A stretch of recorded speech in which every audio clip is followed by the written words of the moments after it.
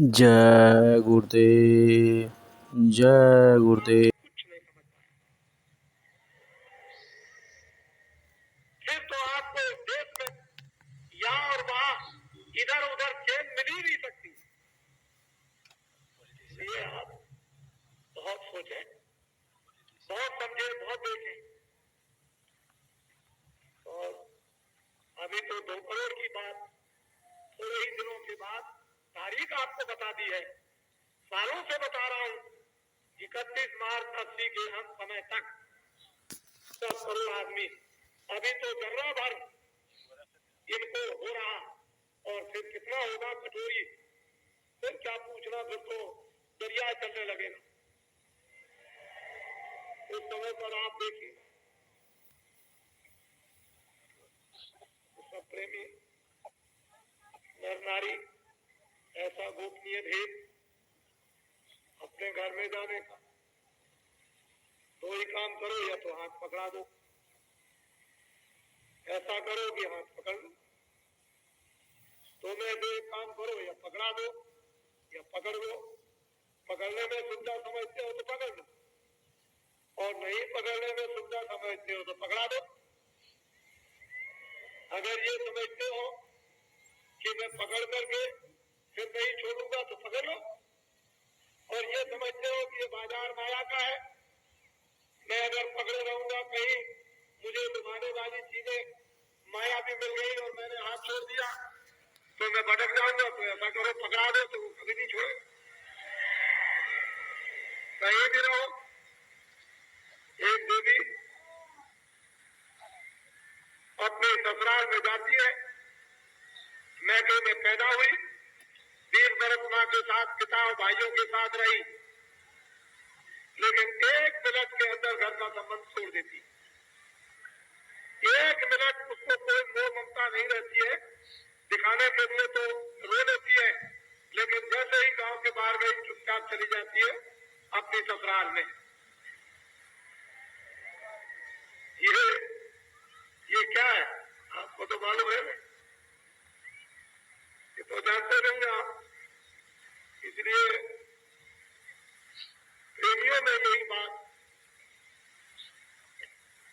भक्तों में यही बात रही कि 1 मिनट में दुनिया का नाता सब तोड़ देते, कोई उनको कुछ नहीं, चाह गई, चिंता गई, क्या है, किसकी परवाह हो, कौन है।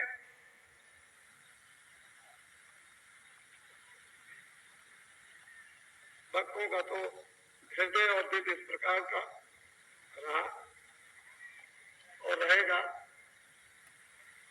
यहाँ पर सतयुग के आने की स्वागत तैयारियों में, स्वागत में 11 दिन तक काशी विश्वनाथ बम्भोली भी यहाँ पर उपस्थित है, रहेंगे। और उन्होंने रात को एक स्वप्न तो जरूर दिया है, उस दिन भी दिया था, कल बतलाऊंगा आपको। उस रात को आज कुछ और होगा तो परसों बताऊंगा। कुछ स्वप्न है,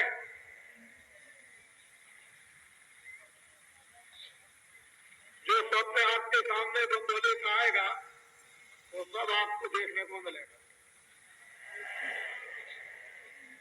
हमने तो आपको ये बताया कि बाबा जी तो अब बताने वाले है नहीं, क्योंकि जो बाबा जी को मुसीबत हुई, आपने पूछ पूछ करके आगे क्या होगा, आगे क्या होगा, आगे क्या होगा, आगे क्या होगा, बाबा जी से पूछ पूछ करके और चिल्लाने लगे कि अब ये होगा, अब ये होगा, अब ये होगा। उसमें तो ये मुसीबत दिलवाई आप, और अब आप पूछना चाहेंगे, अब नहीं बता। अब तो सब काम आपको आंखों से दिखाएंगे,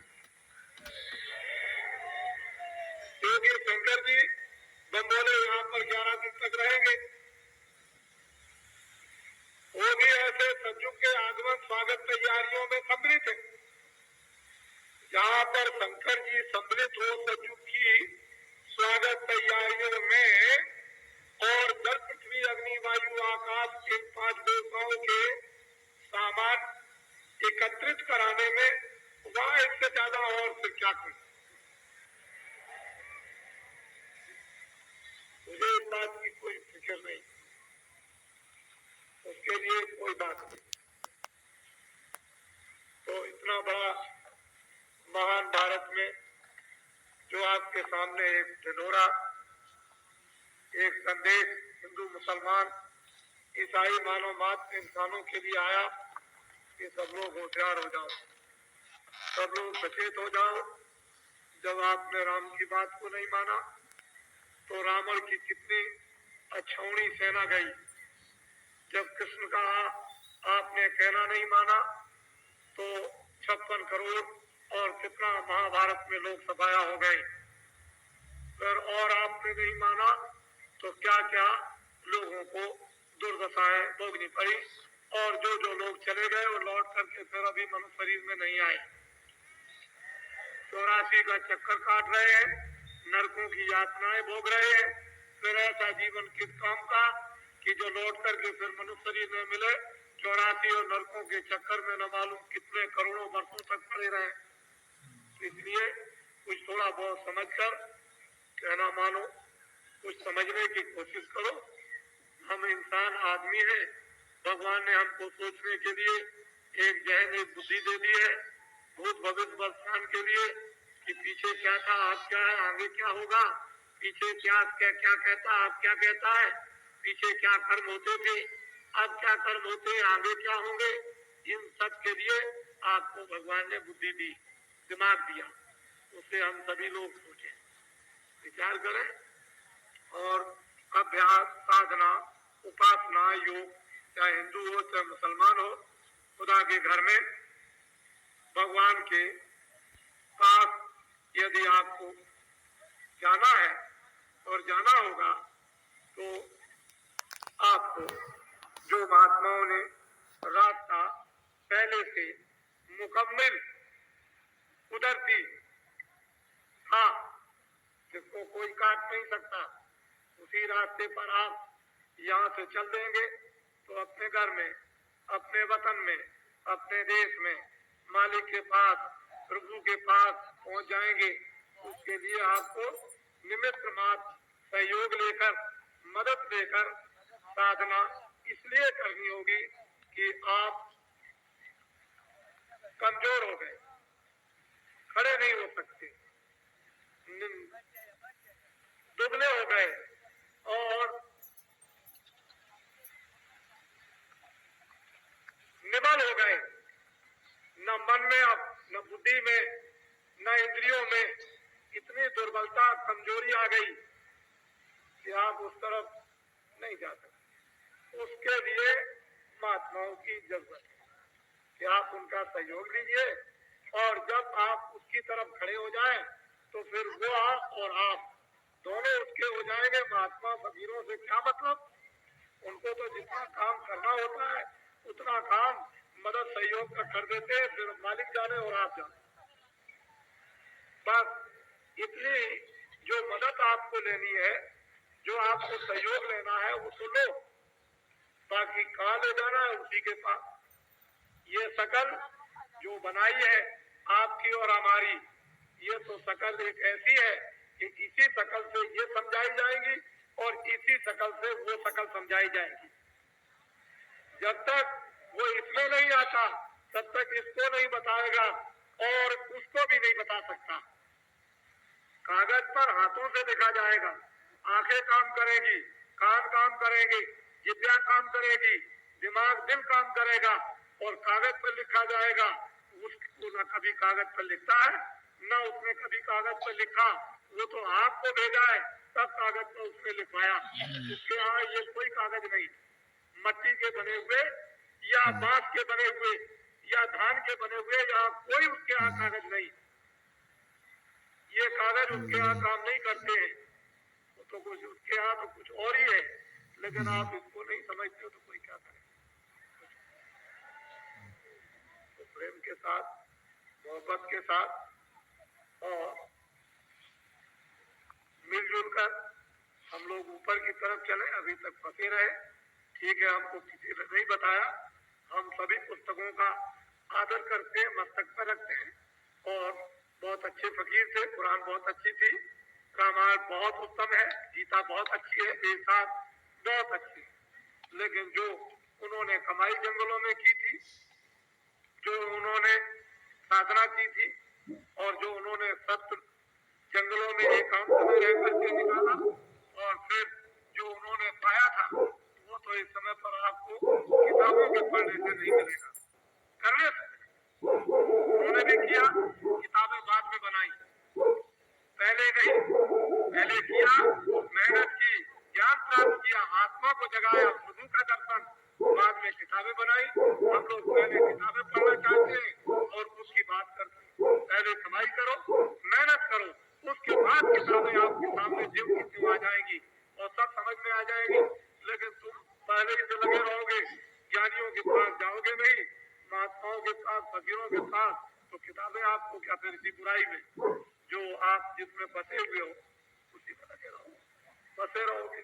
कोई कहेगा ये कुर्बानी ठीक है, तो कोई बकरा बताएगा, तो कोई गाय बताएगा, कोई सुअर बताएगा, तो कोई बकरी बताएगा, कोई अंडा बताएगा, कोई शराब बताएगा, तो कोई पति और पत्नी को बताएगा ये ठीक है, तो कोई कुछ कहेगा, कोई कुछ कहेगा। इसी में उलझे रहोगे और इसी समय में बस किराए का मकान, जहाँ स्वाद पूरी हुई तहाँ फौरन आपको 1 मिनट में उसने मकान मालिक ने दिखा दिया। तो इन दिनों में आप यहाँ पर उपस्थित हुए हो, हम आपसे निवेदन करेंगे कि आप एक एक दो दो आदमी तो अपने जहाँ पर बिस्तर आपका सामान है छोड़ दें, लेकिन ज्यादा तादाद में यहाँ चले आए, ताकि सामने बैठ करके आपको नहीं मालूम, आंखें देखती हैं तो उनसे क्या मिलता है, सामने नजर रहती है, सामने शब्द पढ़ते हैं, सामने सूरत मूरत एक दूसरे की दिखाई देती है, उससे क्या मिलता है वो आपको भी नहीं मालूम, लेकिन कुछ समय के बाद तो मालूम हो जाएगा। इसलिए सामने रहना चाहिए। पीछे रहोगे, दूर रहोगे, ना अपनी शकल दिखाओगे, ना देखोगे, तो फिर जो चीज मिलनी होगी वो नहीं मिल पाएगी। इसलिए ज्यादा तादाद में मैदान में आ जाओ। और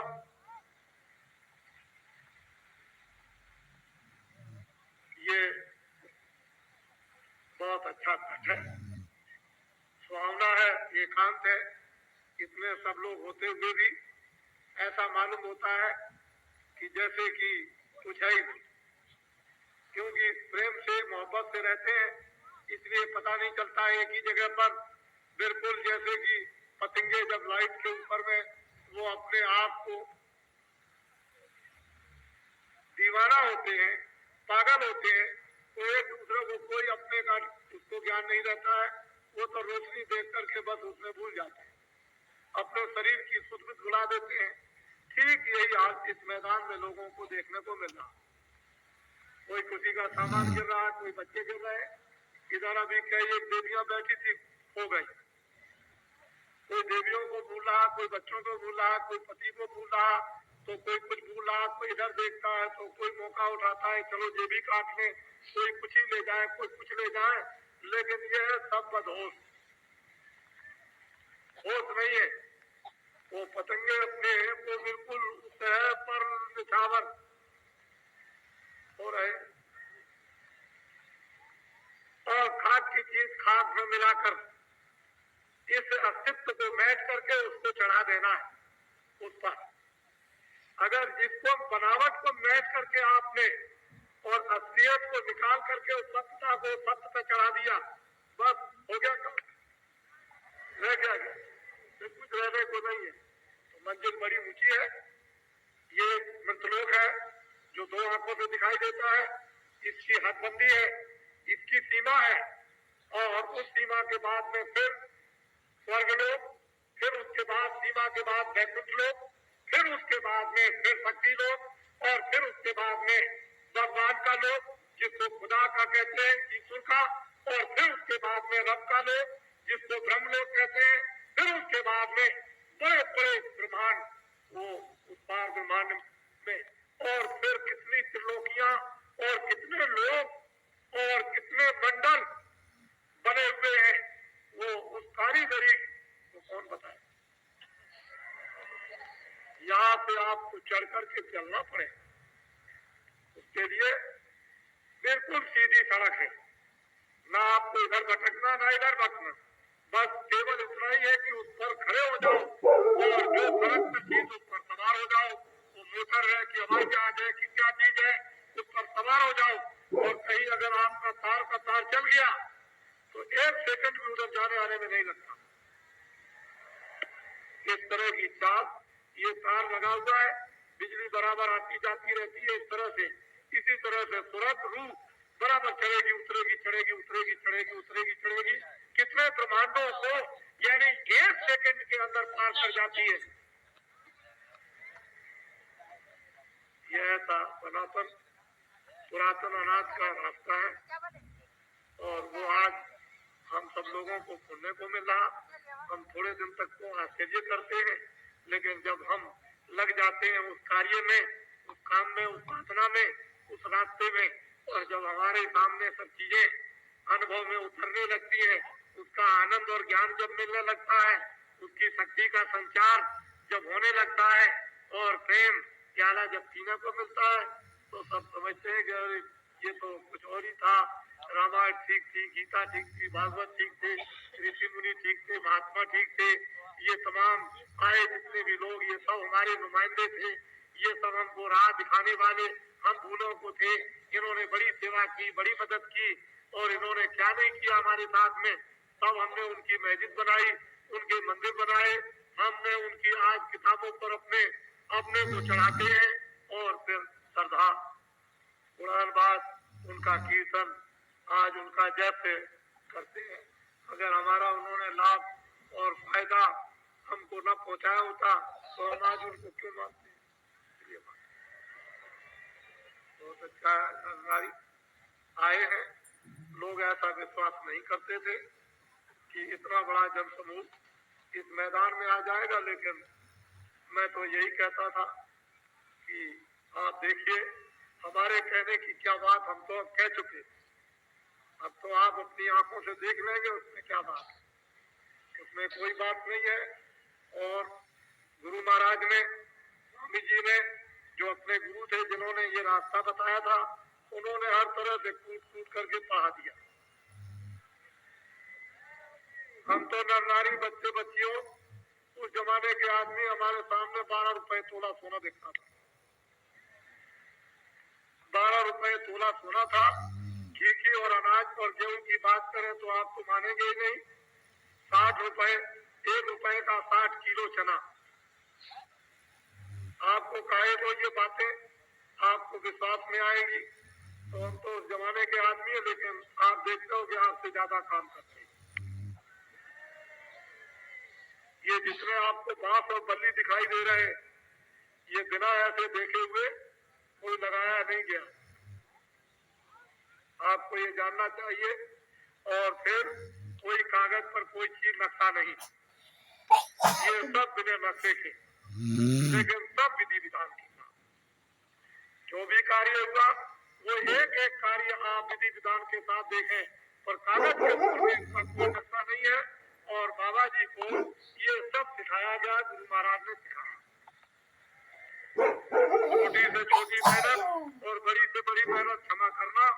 बाबा जी ने कढ़ाइयां बनी है साधु महात्माओं की, तो ये हाथ के निशान घिस गए, सब कुछ मिला है। लंगोटियां पीछी, खाना बनाया, झाड़ू लगाई, जमीनों को लीपा, उनके कड़ाहों को मला और उनके कीमते बहे, कीमते मारे गए, वो भी दहन किया। तब जाकर के कई बहुत दिनों के बाद कृपा दया हुई। ऐसे नहीं मिला करता, आपको तो मुफ्त में मिला, आपको मुफ्त में मिला, आपसे कोई परीक्षा नहीं ली गई। मैदान में आए फौरन, यानी फौरन दिया जाता है, उधर से आए हमको भी मिलना चाहिए, अच्छा भाई आ जाओ, तो आपको दिया जा रहा। लेकिन अगर आपको कहीं ये काम हो तो बहुत मुश्किल हो जाए, कोई परीक्षा नहीं। ये तो हंसी खुशी से जहाँ हम करते हैं वहाँ आप भी करते हो, ये कोई बड़ी बात नहीं है। ये तो मतलब ये परीक्षा का काम नहीं है, तो हम आप घर में रोज ही ये काम करते हो। लेकिन ये कि परीक्षा पहले महात्माओं ने दी थी, अब कलयुग में लोग परीक्षा नहीं दे सकते। कलयुग में तो भगवान की कृपा की बख्शिश होनी चाहिए। जीवित योग नहीं है कि वो परीक्षा देंगे। वो तो कलयुग में यानी ये विधान पास करा लिया गया है कि आप कोई परीक्षा नहीं। क्यों? उसका मतलब कुछ था। उस परीक्षा के संबंध में महात्माओं ने ये बताया। पंजाब में एक महात्मा रहते थे, उनके यहाँ वो सेवा किया करते थे। उनके शिष्य वो गृहस्थ आश्रम में रहते थे, 12 बरस तक सेवा करते रहे। उनके लड़के भी बड़े हो गए और उनके सेवक भी आश्रम में खूब सेवा करते थे। एक दिन बारिश हो रही थी, अपने बच्चों के साथ महात्मा जी घूमने गए। एक बोझा रात करके उधर से आ रहा था, सिर पर किसान, तो पानी बरस रहा था। महात्मा जी ने कहा अपने बच्चों से कि देखो बेटा, ये बहुत बोझे थे, बहुत ज्यादा बोझा है और पानी बरस रहा है, ये थक गया। ऐसा करो कि तुम इस बोझे को ले लो और वहां तक इसको मेरे कहने से डालो। तो लड़के बोले, कहने लगे, अरे पिताजी, आपके आश्रम में तो बहुत से शिष्य हैं, हमारे तो कपड़े खराब हो जाएंगे और हम तो लोग क्या कहेंगे कि ये बोझा लाद के जा रहे। तो पिताजी, ये बोझा किसी और को जो आपके आश्रम में शिष्य है उनको दे दीजिए। उन्होंने बुलाया कि चलो चलो बच्चे इधर आओ। वो दौड़ करके आए कि सरकार हुक्म। कहने लगे, देखो बेटा, ये किसान थक गया है, इस बोझे को उठाओ। कहने लगे हुक्म। तो फौरन बोझा लिया और उस किसान के घर पर पहुंचाया। जब घर पर पहुंचा दिया, लौट करके जब आए तो लोगों ने पूछा कि महाराज, इस गद्दी का मालिक कौन होगा? कहने लगे ये। तो लड़के कहने लगे कि अरे पिताजी, मैं तो आपका बच्चा हूं। कहने लगे नहीं, जो मेरी आज्ञा का पालन करता है वही मेरा बच्चा। इसलिए रामायण में कहा है कि एक पिता के विपुल कुमारा, वह पृथक कुलशील आचारा, को पंडित को तापस ज्ञाता, को धनवंत दूर विख्याता, सब पर पिता प्रीत सम होई। पिता का प्रेम सबके साथ समान, लेकिन जो पितमान वचन मन करना तो प्राण समाना। जो मनसा वाचा कर्मणा से पिता की आज्ञा का पालन करता है वही उनका बच्चा होता है। तो परमार्थ की दौलत ये, और ये जो मकान वगैरह मेरे नाम से वो तुम ले लो, वो तुम्हारा है, लेकिन परमार्थ की दौलत ये, परमार्थ की दौलत संपत्ति ये, और ये मकान ईंट मिट्टी के बने हुए उसको तुम ले लो, वो तुम्हारा है। तो बच्चे, महात्मा पहले परीक्षा लेते थे, अब कोई परीक्षा नहीं लेते किसी तरह की। देख लिया कलयुग में परीक्षा में कोई टिकेंगे नहीं, तो ऐसे ही मारते रहते हैं। चलो ठीक है, अच्छा, इतने में ही आपका किनारा है, इतने में ही आपका बेड़ा पार है। जय गुरुदेव।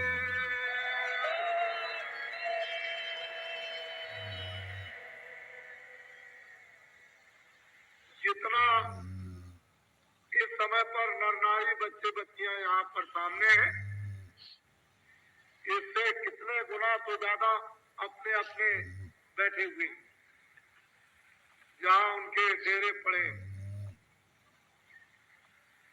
ये आप समझ सकते हो, जो सामने बैठे हैं ये कितने होंगे? बहुत मुश्किल से आपके ख्याल में 500।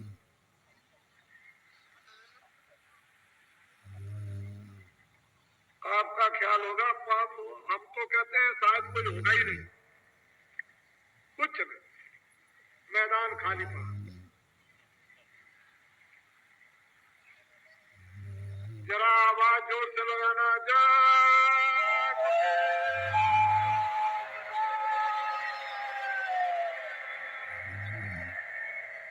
अच्छा, थोड़ा सा आप सामने वाले को जरा चुप हो जाना, सामने वाले चुप रहेंगे, और उधर जो टेंटों में है आप लोग चुप रहो। सामने के जो उधर टेंटों में वो लोग बोलेंगे, टेंटों वाले बोलेंगे जय गुरुदेव।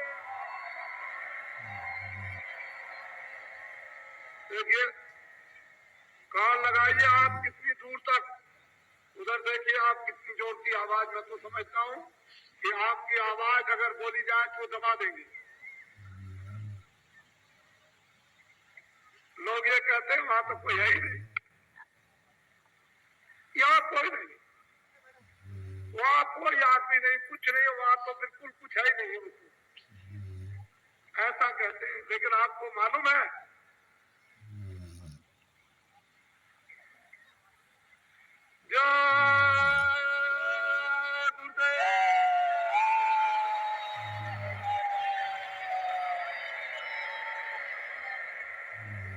आपको पता है कि वहां पर शंकर जी का नाच हो रहा।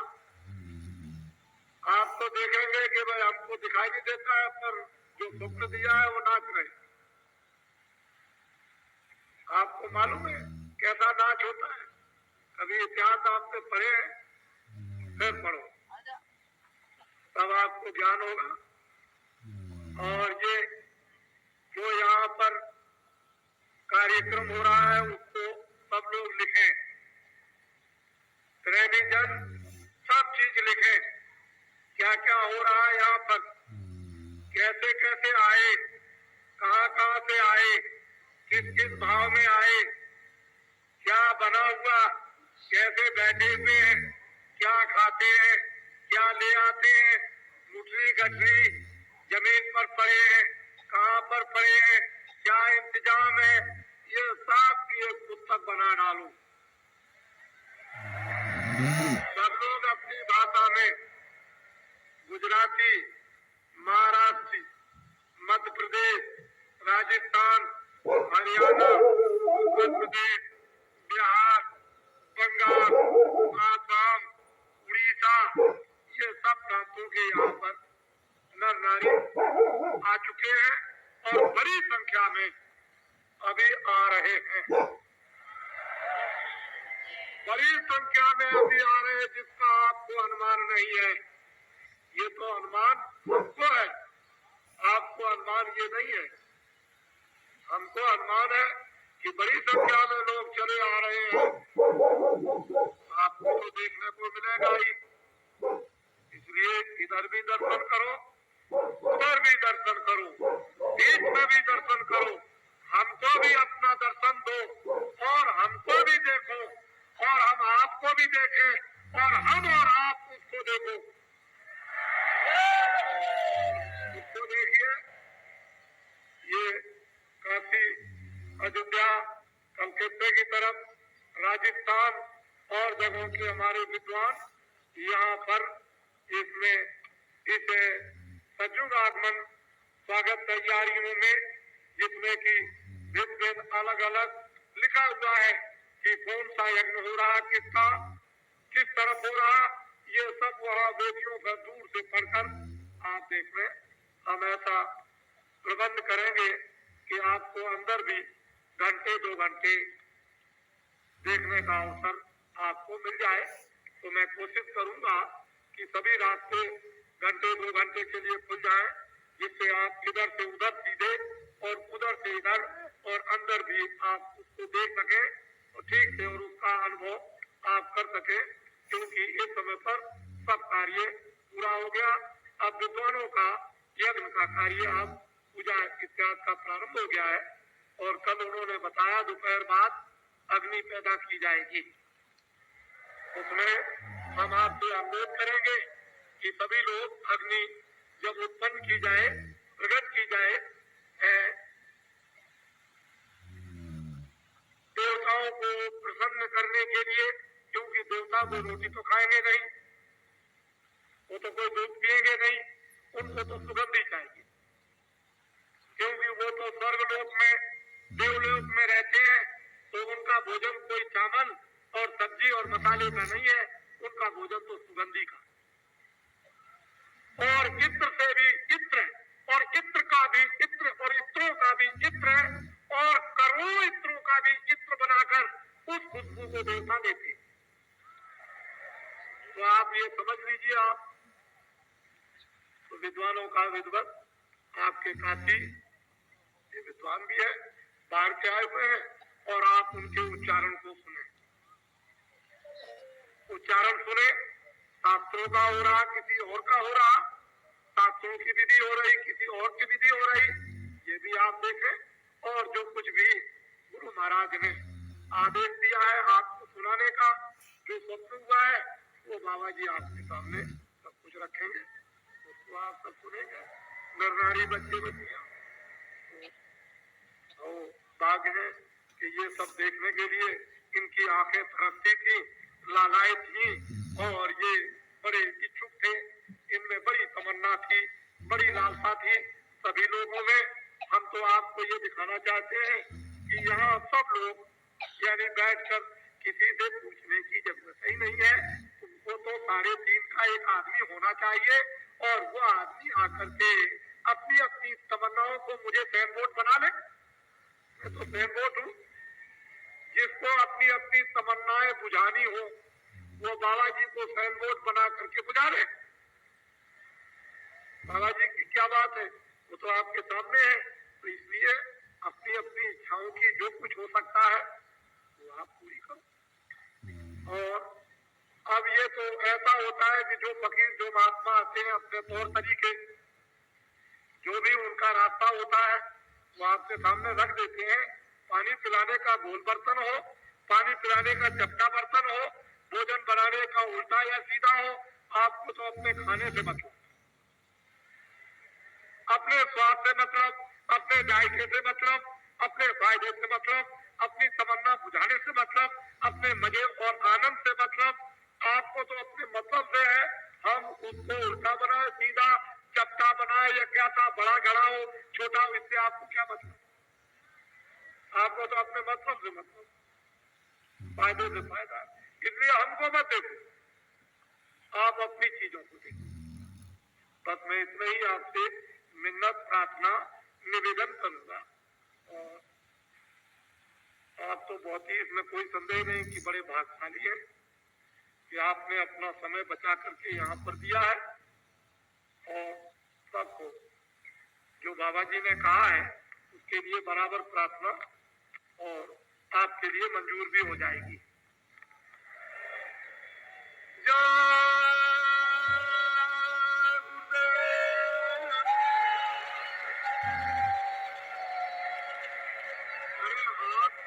बच्चे नर नारियों, आपको इतना भी ज्ञान नहीं कि जब उज्जैन में गए थे और जब गुरु का अपमान किया तो इन्होंने क्या कहा था बंबोले में?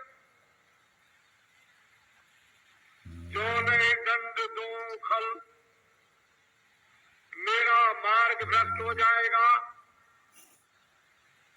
ये किसने कहा था उज्जैन में? जो रामायण में आपको बताया गया, लेकिन आपको कुछ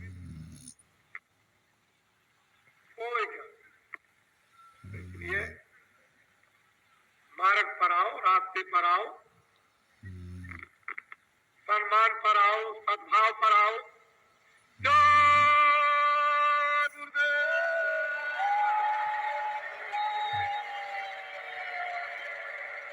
देखो बच्चों, देखो ये है लाउड स्पीकर। जब तक मैं कोई बात न कहूं और आपको काशी में कोई तमाचा मार दे तो आप सहन करना। आपको अभी पता नहीं है कि जो तमाचा सहन करता है, आपको मालूम नहीं क्या? एक महात्मा जी थे, नदी के उस पार से इस पार आए, नाव को साथ ले आए, बाल बनाया, मिल गए 2-4 आदमी मजाक भी। उन्होंने कहा अरे भाई आज तो क्या पूछना है, आज तो परीक्षा करनी है। चंद घुटा मिल गया, जिसने अपनी ये चांद घुटवा ली। वो नाव पर जब बैठ गए तो क्या किया मजाक तीनों ने कि उसको यूं मारा, ऐसे करके ठोका। किसी ने ये किया, किसी ने ये, एक ने जूता उठाया और उसकी घुटी चांद में मार दिया। वो बेचारे कुछ नहीं बोले, महात्मा जी कुछ नहीं बोले, चुपचाप बैठे। थोड़ी दूर जाने पर समूची नाव डूब गई और वो सब के सब मर गए, वही महात्मा बच गए। जब महात्मा जी भी डूबे तो तैर के निकल गए और तो मर गए, लेकिन हाँफते हाँफते हाँफते हाँफते जब गुरु के आश्रम में पहुंचे तो गुरु ने कहा कि भाई ये कैसे आए, क्यों हाँफते आए? कहने लगे महाराज मैं क्या करूं, मैंने बाल बनाया था, वहां लोगों ने मजाक किया, मैंने कुछ नहीं किया, मैं चुपचाप बैठा रहा। अरे बेवकूफ और पागल, तुझको तो ये कह देना चाहिए था, इतना ही कह देता कि भाई तुम हमको क्यों मारते हो, तो बेचारे सब के सब बच जाते। तू सब्र करके बैठा रहा तो तेरे सब्र को मालिक ने बर्दाश्त नहीं किया। और देख तेरी वजह से अगर कुछ भी कह देता तो सबकी जान बच जाती, नहीं तो वो सबकी जान चली गई। मालिक कभी बर्दाश्त नहीं करता। तो थोड़ा सा ऐसा मत करना भाई, हमने कोई गलती नहीं की है, हमको क्यों तमाचा मार दिया, इतना कह देना। अगर इतना भी अगर तुमने और बर्दाश्त कर लिया तो फिर देखोगे क्या होता। बर्दाश्त कुछ नहीं, ये तो जहाँ पर करोड़ों आदमी रहते हैं शहर में, क्या आप देखते हो कि कितने रहते हैं, कोई किसी को मारता, कोई किसी को मारता, कोई गाली दे देता, कोई भाग रहा, कोई कुछ करता है, तो क्या अरे क्या तुम इसको देखते हो? तुम नहीं जानते हो कि अगर तमाचा मार दिया तो किसी का कर्जा होगा तमाचे में पूरा हो गया, किसी का कर्जा लगा होगा तो बाबा जी ने यहाँ आकर के तमाचे में उसका चुका दिया। ये आपको समझना चाहिए। ये माना है कि न मालूम किस किस का कर्जा हमने लिया है, और गंगा तट पर शंकर जी जो 11 दिन तक यहाँ भक्ति मुक्ति बांटेंगे, पता नहीं किस किस का कर्जा चुका देंगे। तो बहुत विचार से, जब तक बाबा जी कुछ नहीं बोले तब तक कुछ नहीं, तो टमाटे खा लो। क्या तुमने न मालूम कितनों को लाठी मारी होगी रात को, कितनों के घरों में डाके डाले होंगे, कभी सोचा है? और क्या किया होगा? तो एक आज तमाचा अगर कोई पड़ जाए तो समझना कि इतना भी उसकी दया हो गई।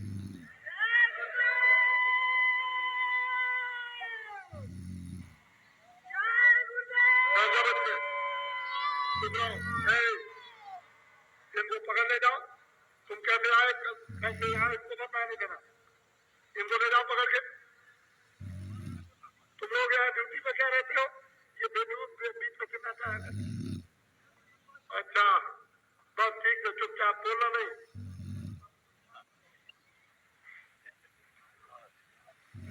अपने अपने कार्य में सब लोग रहेंगे और भजन 4 घंटे आज से शुरू हो गया। 4 घंटे भजन, उसमें आपको समय देना है 4 घंटा। फिर हमारी बात को सोच लो, 4 घंटा भजन। जिनको नामदान नहीं मिला है उनको कल मिल जाएगा, कल परसों मिल जाएगा, परसों नहीं तो नरसों जो नए लोग आएंगे उनको मिल जाएगा 4 घंटे भजन।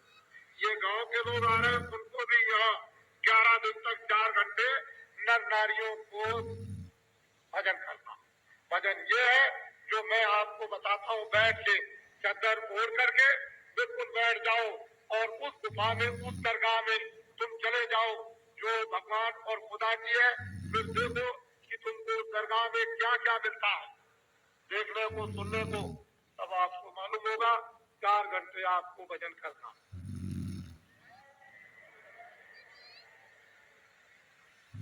और गांव वासियों ने, मालूम है आपको, परसों के दिन कहा था कि बर्तन नहीं है हमारे पास, गांव वालों ने गाज दिया, गाज दिया बर्तनों को, गाज दिया। कहिए और हमने कहा भाई ट्रक क्यों लाते हो, गाज दिया बर्तन। यानी देखिए जब दिल बांधता है बनता है तो क्या होता है। गांव वासियों में कितना उनका मालूम तो होता है। अरे दिल तो दिल ही है, दिल क्या है। जब वो 1 पैसा चढ़ाया था उस बुढ़िया ने ईसा मसीह के उस चर्च बनने पर, तो टॉप पर लिखा गया था बुढ़िया का नाम। बड़े बड़े पूंजीपतियों ने कहा कि हमने लाख दिया, 50,000 दिया। अरे भाई तुमने जो दिया उसमें से बचा के दिया। लाख होगा तुमने 10,000 दे दिया, 10 लाख होगा तो तुमने 50,000 दे दिया। अरे बुढ़िया ने तो जो उसके पास था उसने कहा बेटा मेरे पास तो यही 1 पैसा है, इसको ले लो। तो उसके पास जो कुछ था उसने सब दे दिया, तुमने तो सब नहीं दिया। तो जिनके पास में ये होता है वो सब दे देते हैं। वही काम कर जाते हैं। जय गुरुदेव।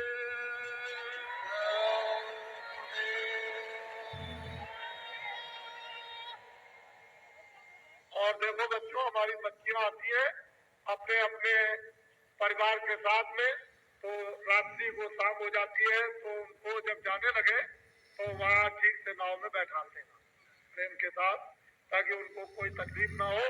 अपने जो शहर से आ रहे हैं उनको, बच्चों को वहाँ जो रहते हैं और ज्यादा ड्यूटी लगा लो और बड़े प्यार से उनको बैठा देना, देखते रहना पार उतर जाए।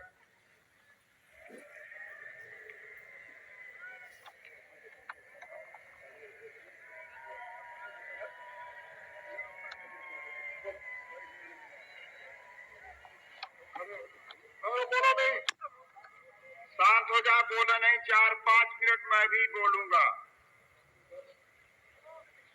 आप सब लोग पहले एक बार बोले जय गुरुदेव।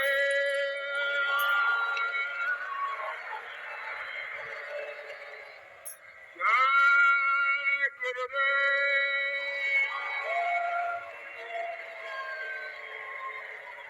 जय गुरुदेव।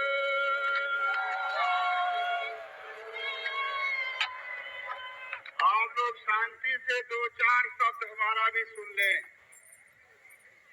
आपको ये मालूम है कि कल बात यहाँ हुआ था जिसमें सत्संगों के अनाज काल की वासनाएं संकल्प में जलाई गई थी। उस जलाने में हम लोगों ने महीनों से भारी यातनाएं बर्दाश्त की है। छोटे छोटे बच्चों को लेकर परिवार के साथ ऊपर से घनघोर बरसात हुई है, नीचे तटिया नहीं है, ऊपर आकाश है। फिर भी हम लोगों ने कल्पवास में जो अनाज काल के संकल्प किए थे वासनाओं को भस्म करने के लिए, वो 15 तारीख को हमारे पिछले साथी भस्म कर चुके हैं। लेकिन एक बात मैंने ये भी बताया था, जो कल्पवास में हमारे साथी नहीं रहेंगे, 15 तारीख को आएंगे, उनकी वासनाएं उभर जाएगी और 2-3 दिन पागल खाने में भर्ती रहेंगे। मैंने आज देखा कोई माँ को बोल रहा, बाप को हमारा खो गया, बीवी खो गई, बच्चा खो गया, कहाँ जाऊं कहाँ रहूं। यहाँ तक कि हमारे टेंट लगाने के पहले लोग गठरी लेकर के यहीं पर बैठे हुए हैं, स्थान छोड़ के बैठे हुए, पागलों की निशानी है। तो घबराने की बात नहीं। 2-3 दिन और मैं कहा हूँ कि 15, 16, 17 तारीख तक हमारे साथी पागलों की भांत घूमेंगे, जैसे पागल कुत्ता घूमता, लेकिन शांति जरूर मिलेगी, उनके भी कर्म कटेंगे। इसलिए हम सबको आज वो स्थान नहीं दे सकते हैं जो छाया में रहे। छाया यह भी अगर स्वामी जी मिटा दे तो हमारे साथी बिना छाया के भी रह सकते हैं। इसलिए हमें अफसोस नहीं है कि हम आकाश के नीचे हैं। अगर आकाश के नीचे हम रहेंगे तो एक दिन आकाश के ऊपर भी हम चले जा सकते हैं। हम अपने शक्ति के बारे में आज देखें, हजार गठरिया भी आ रही है, रात दिन तांता लगा हुआ। कुछ बदमाश गुंडे जरूर कोशिश करते होंगे नदी के उस पार, ये अच्छौड़ी सेना जो राम की बानरों की सेना है, उसके पूंछ में आग लगा जाएगी।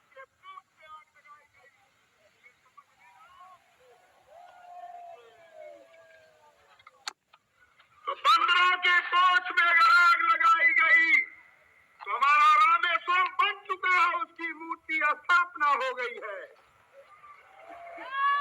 जो शंकर आज तक रावण के थे, अब राजा राम के हो जाएंगे। राजा राम के हो जाएंगे, उनकी सेनाओं की हो जाएंगे। तो मैंने आज सुना है कुछ लोग रास्ते में छीना झपटी कर रहे थे दशाश्वमेध घाट के उस पार। आप माफ करें उन्हें अब खुदा माफ नहीं करेगा। मालूम होता है बदमाशी की अंतिम सांस वो ले रहे हैं, उन डुबकी ले रहे हैं।